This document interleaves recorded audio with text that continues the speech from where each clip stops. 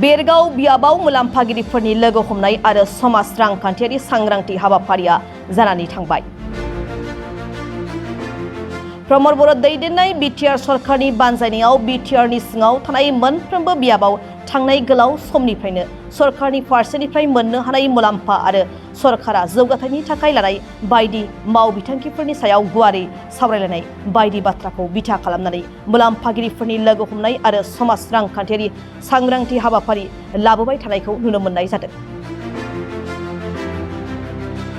दिनै Bergaon एसडिअ parade ग्राउन्डआव BTR सरकारनि बानजायनायाव लोगोसे 32 नं बेरगाव बिटिसि बियाबनि हेफाजाबाव बे मुलाम्फागिरिफोरनि लोगो हमनाय आरो समाज रांखान्थियारि सांग्रांथि हाबाफारिया रोजा रोजा रायजो राजाफोरनि बाहागो लानायाव जोबनानै थाङो।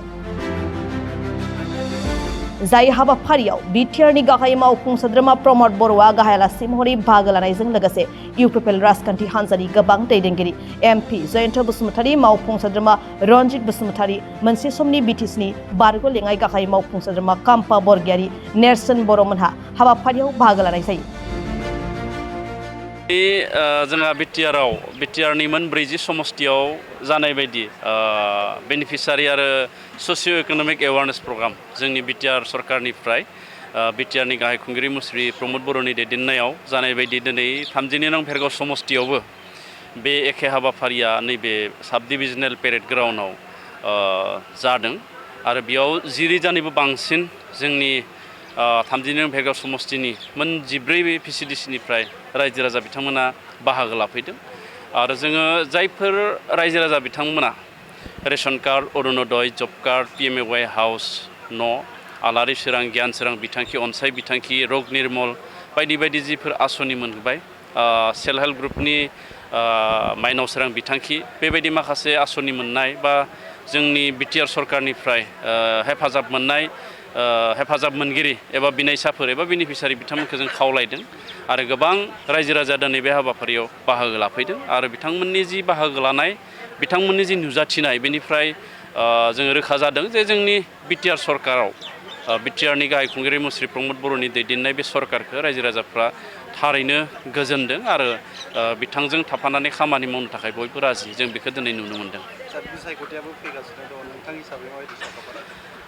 बिसायख'थिया जोंहा सेप्तेम्बर दानाव जागोन होननानै जों खोनादों। दा बिनि थाखाय जोंहा बेरगाव समष्टियाव जोङो सानफ्रोमबो जोङो थियारि जानानै दङ।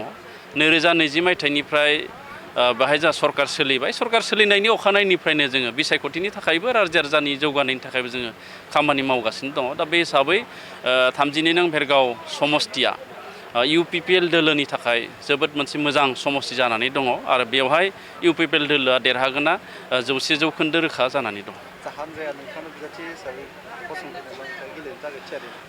हानजाया थांखि लागोन बेखौ आरो हानजाया दैखाङोब्लाथ' जों गसंनांगोन, मानो होनना बुङोब्ला समष्टिया देरहानांगोन। दा बेखायनो हानजानि सायाव सोनारगोन बियो। जोंनि खामानि मावनाय आरो रायजोजों थाफानानै जिफोर जोंनि समष्टिनि जौगानाय खामानिखौ मावनाय बेखौ नुनानै जुदि रायजोआ गोजोनदोंबा, जोंनि हानजाया गोजोनदोंबा निस्सय टिकेटखौ होगोन, आं बेनि थाखाय आसाबादि।